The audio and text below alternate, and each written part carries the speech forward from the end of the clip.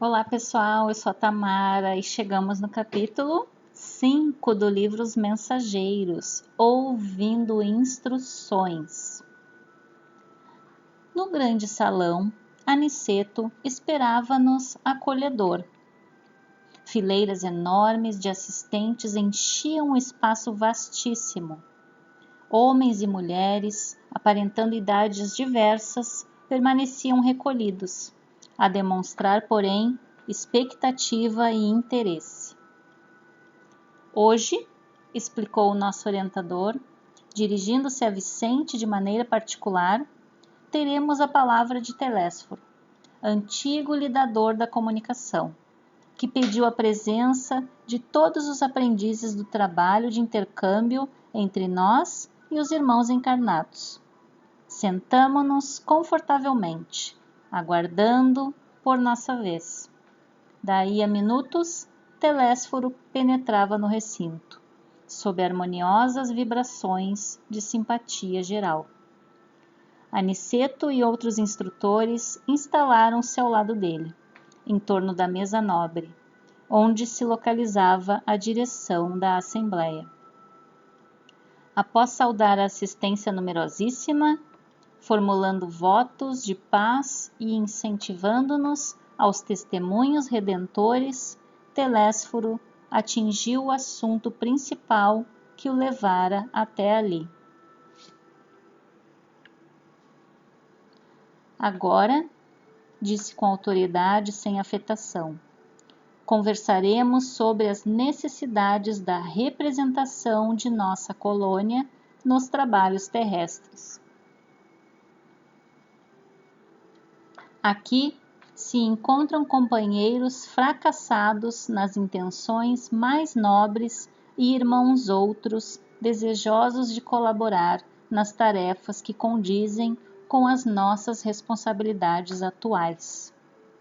Lembrando capítulos anteriores em que a gente viu que muitos aprendizes estudaram, se prepararam na colônia, saíram de lá com a sua pá novinha, afiada para o trabalho redentor de aprendizado, encarnaram na Terra, não exerceram a sua mediunidade, não trabalharam em nenhuma tarefa religiosa, deixando a sua pá enferrujada. Então, essa assembleia estava constituída de irmãos fracassados e irmãos que estavam desejosos de colaborar nas tarefas, onde eram, ao meu ver, a sua primeira vez nesse tipo de trabalho. Referimos-nos às laboriosas atividades da comunicação no plano carnal. Vemos nesta reunião grande parte dos cooperadores de nosso lar, que faliram nas missões da mediunidade e da doutrinação, bem como outros muitos colegas que se preparam para provas dessa natureza, nos círculos da crosta. Então, tem pessoas que já tinham vindo com mediunidade, com tarefa de trabalho e faliram, e pessoas que estão iniciando pela primeira vez. Essa imagem é do livro Desobsessão, de Chico Xavier, onde tem médiuns e tem o doutrinador ali de pé, ou dirigente, dependendo o nome, ou dialogador, dependendo do centro espírita. Nossa repartição vem promovendo grande movimento de auxílio a irmãos encarnados e desencarnados, que se revelam incapazes de qualquer ação, além da superfície terrestre. Então, essa repartição, eles se preocupam em auxiliar os encarnados e os desencarnados nessa tarefa. Nossa tarefa é enorme. Precisamos disseminar ensinamentos novos relativamente à preparação dos que habitam nossa colônia, considerando os esforços e realizações do presente e do porvir. É indispensável socorrer os que enfrentam corajosos as profundas transformações do planeta. As transições essenciais da existência na Terra encontram a maioria dos homens absolutamente distraídos das realidades eternas. Distraídos, envolvidos em uma rotina de levanta, estuda, vai para o trabalho, volta, curte a família, vê novela, futebol e assim fica nesse mundo ilusório, sem preocupação, sem perceber todo um mundo invisível à sua volta. A mente humana abre-se cada vez mais para o contato com as expressões invisíveis, dentro das quais funciona e se movimenta. Isto é uma fatalidade evolutiva. Desejamos e necessitamos auxiliar as criaturas terrestres. Todavia, contra a extensão de nosso concurso fraterno, operam dilatadas correntes de incompreensão. Não relacionamos apenas a ação da ignorância e da perversidade. Aqui ele vai começar a falar que não é só a ignorância e perversidade das pessoas que não têm contato com nenhuma religião, com nenhum conhecimento do mundo espiritual. Ele não está falando dessas pessoas que, por não saberem, elas criticam, elas negam. Não. Vamos ver o que ele vai falar agora para nós. Agem contraditoriamente nesse particular grande número de forças do próprio espiritualismo. Combatem-nos algumas escolas cristãs como se não colaborássemos com o Mestre Divino. A Igreja Romana classifica-nos a cooperação como diabólica. E nós temos aqui um desses exemplos, que Allan Kardec coloca na Revista Espírita, de 1861, o Auto de Fé, que foi aquele movimento em que o bispo mandou queimar em praça pública 300 volumes de obras espíritas em que estavam indo para outras regiões. E aqui tem um trechinho desse artigo, onde Allan Kardec diz: Espíritas de todos os países, não esqueçais a data de 9 de outubro de 1861. Ela ficará marcada nos fastos do Espiritismo. Que ela seja para vós um dia de festa e não de luto, porque é o penhor de vosso próximo triunfo. Então aqui é só um exemplo da criticidade, da ignorância e perversidade de quem está dentro de um meio religioso, um meio espiritualista. E aí, Telésforo continua a palestra. A reforma luterana, em seus matizes variados, persegue-nos a colaboração amistosa. E há correntes espiritualistas de elevado teor educativo, que nos malsinam a influência, por quererem o homem aperfeiçoado de um dia para o outro, rigorosamente redimido a golpe instantâneo da vontade, sem realização metódica. Aqui ele está dizendo que tem correntes religiosas que exigem que o espírita, o seguidor do espiritismo, que ele já se modifique de um dia para o outro. Tu não está seguindo a doutrina espírita? Por que tu continua fazendo coisa errada? Por que tu continua falando errado, falando mal das pessoas, fazendo mal? Só que o espiritismo ele é uma doutrina, né, de progresso da alma. Não é uma coisa rápida e não é em uma vida. Né? É uma caminhada longa. No campo de nosso conhecimento da vida, não podemos condená-los pelo desentendimento atual. O catolicismo romano tem suas razões ponderáveis. O protestantismo é digno de nosso acatamento. As escolas espiritualistas possuem notáveis edificações. Toda expressão religiosa é sagrada. todo movimento superior de educação espiritual é santo em si mesmo. Temos então diante de nós a incompreensão dos bons, que constitui dolorosa prova para todos os trabalhadores sinceros, porque afinal não estamos fazendo obra individual, e sim promovendo o movimento libertador da consciência humana, a favor da própria ideia religiosa do mundo. Então, o que ele está querendo dizer aqui? Que todas as religiões, todos os movimentos de expansão de consciência, de espiritualidade, todos os movimentos, eles são sagrados. Todo movimento superior de educação espiritual é santo em si mesmo. E aqui a gente traz um exemplo para a gente refletir juntos. Faz de conta que cada templo corresponde a uma religião, a uma cultura, a uma doutrina.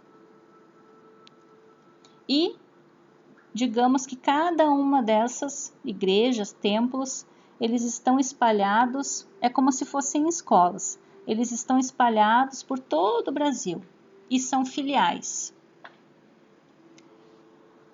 Faz de conta que eu estou estudando aqui nessa escola A, nessa igreja A.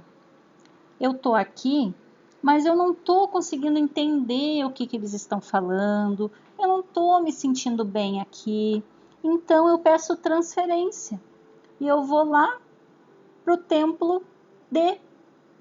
Eu vou lá me matricular para o templo D para ver se eu compreendo, eu me sinto melhor lá, então eu passo para cá. O dono, o responsável por essa igreja A, ele vai ficar chateado, ele vai ficar bravo porque eu saí dali. E o dono, o dirigente do templo D vai ficar feliz porque eu estou chegando ali. Mas o administrador geral de todas as escolas, digamos assim, é um só e é o mesmo para todos, embora ele tenha nomes diferentes. O A pode ter ficado bravo, chateado, porque eu saí dali e fui estudar, fui praticar na escola D. E o D ficou feliz porque eu estou lá. Mas aqui o administrador, ele não está nem triste nem feliz, ele tá ali. Porque ele sabe que qualquer caminho, qualquer lugar vai me levar para o mesmo caminho, embora por uma estrada diferente. E aqui tem vários nomes, alguns nomes dentre vários que a gente dá para esse Criador de tudo, né? Oxalá, Alá, Deus, Jeová, o Todo, o Alfa e o Ômega, o Pai e etc. Porque tem muitos nomes. E tá tudo certo. E a gente não se dá conta que a gente perde tempo discutindo o que é melhor, o que não é. E o administrador geral de todas não está preocupado com isso. Sacerdotes e intérpretes dos núcleos organizados da religião e da filosofia não percebem ainda que o espírito da revelação é progressivo, como a alma do homem. As concepções religiosas se elevam com a mente da criatura. Muitas igrejas não compreendem por enquanto que não devemos espalhar a crença nos tormentos eternos para os desventurados. Não é isso. Não é para mim ficar escutando ou dizendo que se eu fizer errado eu vou para o inferno, ou eu vou para o umbral, como os espíritas dizem. Não. E sim a certeza de que há homens infernais criando infernos para si mesmos. Ou seja, aqui está pelo processo, não está lá no fim, não está lá no resultado. Qualquer religião que for, qualquer doutrina que for, ela tem que estar preocupada em despertar nas pessoas o autoconhecimento. Olha para ti, olha o que tu está fazendo, olha o que tu está pensando, olha o que tu está semeando. A gente semeia todos os dias e a todo momento. E se eu estou colhendo frutos agora ruins, problemas, situações ruins, é porque eu estou semeando e eu não estou me dando conta disso. Eu não estou me dando conta que eu xingo, que eu brigo, que eu maltrato, que eu faço mal. Eu fico só reclamando que o mal vem, que eu só tenho problema, mas eu não estou me dando conta que eu estou semeando isso todo o tempo, todos os dias. É isso que a gente precisa se preocupar, é no nosso dia a dia, no nosso autoconhecimento, para poder fazer uma reforma íntima.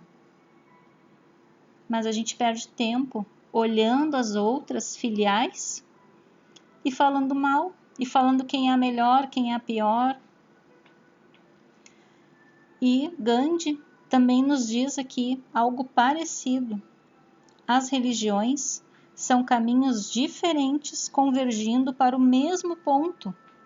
Que importância faz se seguimos por caminhos diferentes, desde que alcancemos o mesmo objetivo? Onde está o motivo para as brigas? Sem contar que a gente também não está falando das pessoas que a gente conhece ou que são até da nossa família, que não têm religião e elas parece que não precisam. Elas são muito melhores que a gente. A gente não está nem comentando sobre isso também. Mais uma questão aí para a gente refletir. Não podemos, porém, perder tempo no exame da teimosia alheia.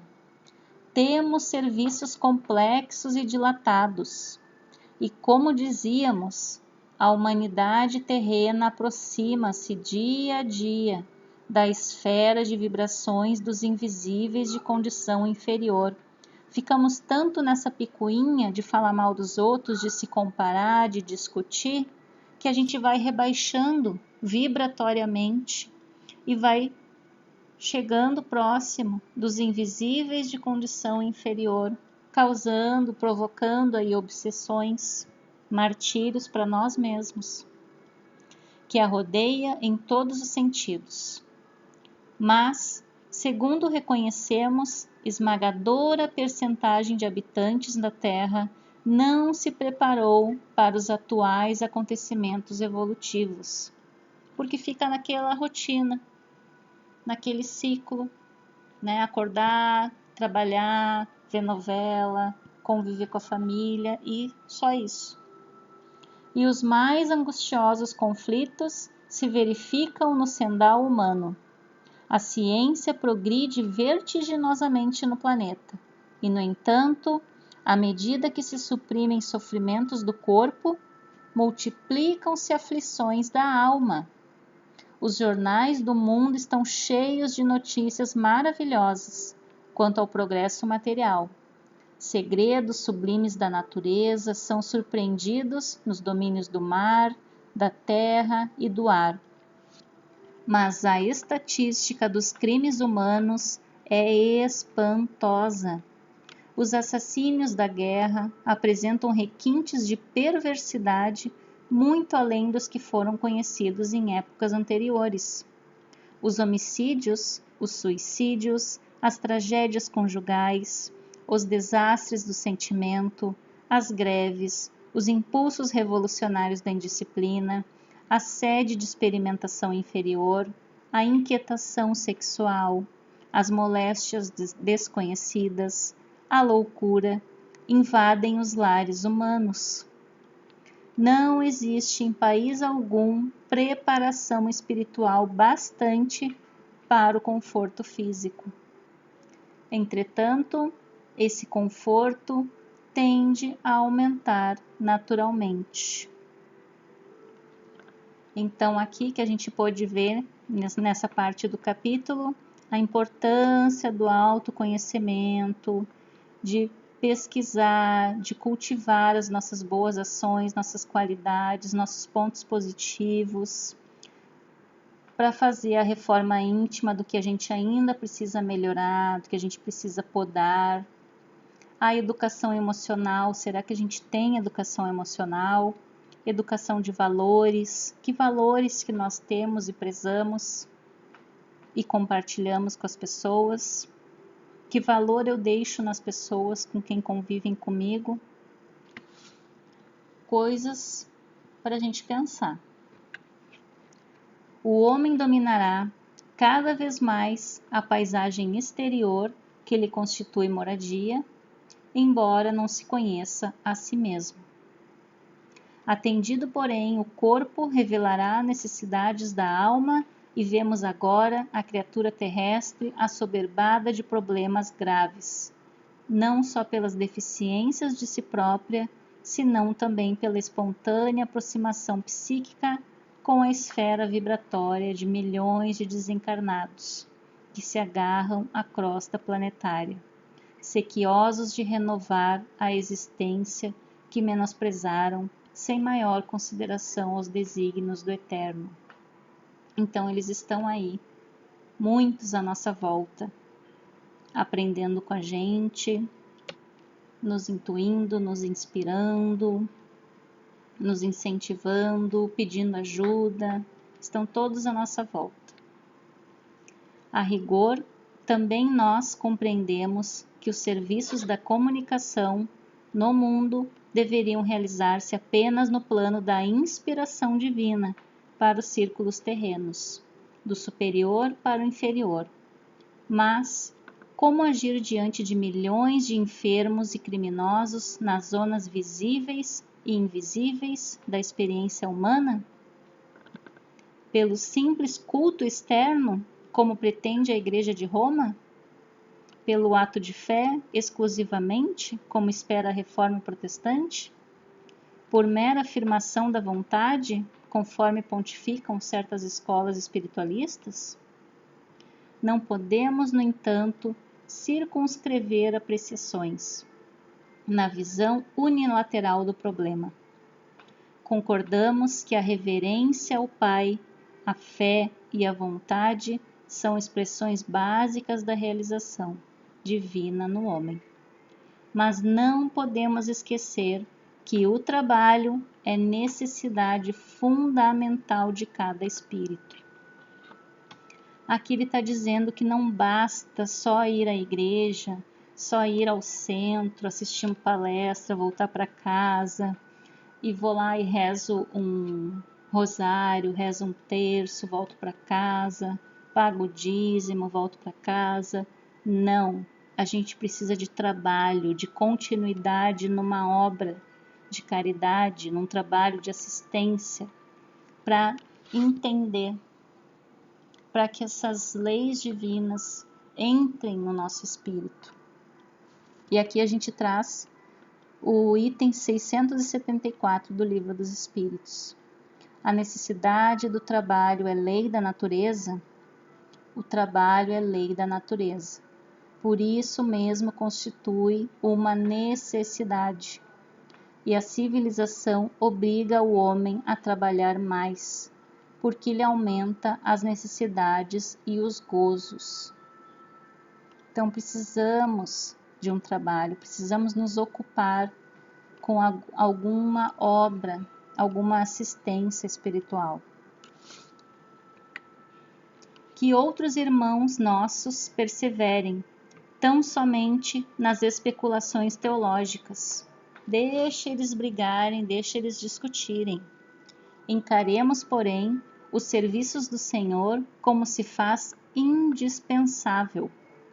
A humanidade terrena, atualmente, é como um grande organismo coletivo, cujas células, que são as personalidades humanas, se envolvem no desequilíbrio entre si, em processo mundial de reajustamento e redenção.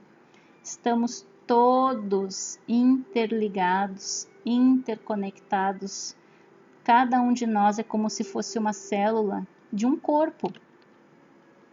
Todos nós estamos aqui juntos nesse momento porque precisamos todos de reajustamento e redenção. Quantos cooperam conosco, veem a extensão dos cipoais em que se debate a mente humana.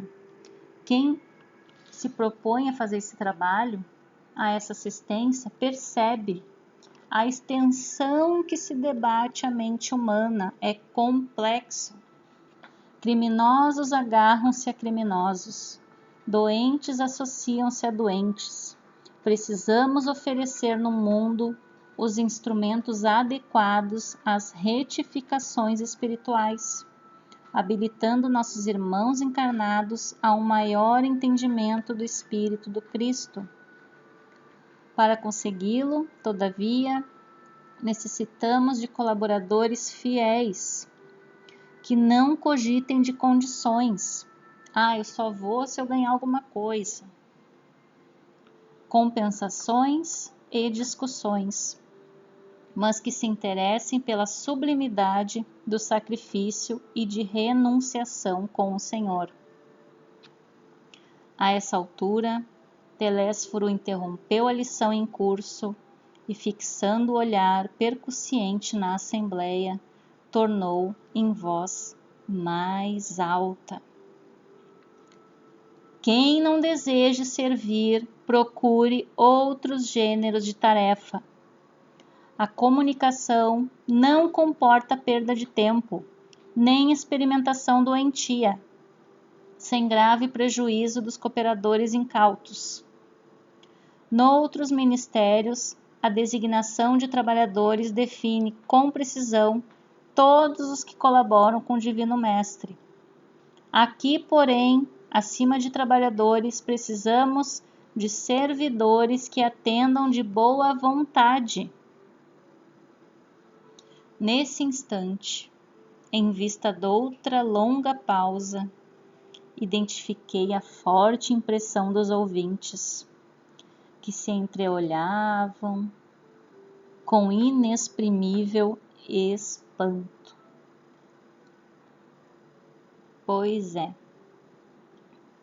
E aqui termina esse capítulo, mas não terminou a palestra dele.